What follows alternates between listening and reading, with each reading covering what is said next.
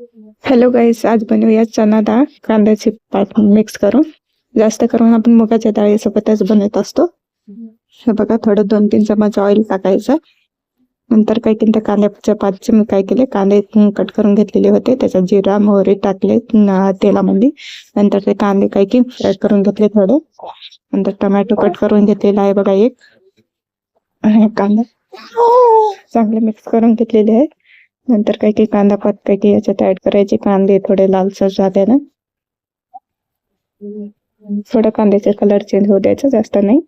कांद्याची पात थोडी नरम पडू द्यायची. हे बघा, नरम पडल्याने त्याच्यात थोडं टोमॅटो ऍड करून घ्यायचा. टोमॅटो ऍड केल्याने टोमॅटो चांगलं नमक टाकायचं, हळदी टाकायची, लाल मिर्च टाकायचं. कोणी गरम मसाला वापरत असेल तर गरम मसाला बी ऍड करू शकतं. मी काही ऍड केलेला नाही. मग काही काही टमाटे थोडे पाणी सुटेपर्यंत, टमाट्याला गाळ होईपर्यंत शिजू द्यायचा. हे बघा किती छान शिजलेली आहे. नंतर त्याच्यात मी चना डाळ काही काही कुकरमध्येच 8 शिट्ट्या देऊन लावलेली होती. चना डाळ मिक्स करून घेतली.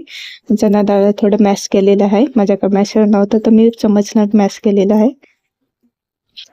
एवढी टेस्टी होती की नाही खायला ही डाळ. बघा, चांगलं मॅश करून घेतलं आणि थोडं लो फ्लेमवर शिजू दिलेले होते. त्याला नमक वगैरे टेस्ट अनुसार टाकून घ्यायचं. हे बघा, शिजली भाजी किती छान दिसत आहे ना. त्याच्यावर कोथिंबीर थोडी टाकली. भेटूया नेक्स्ट व्लॉग मध्ये.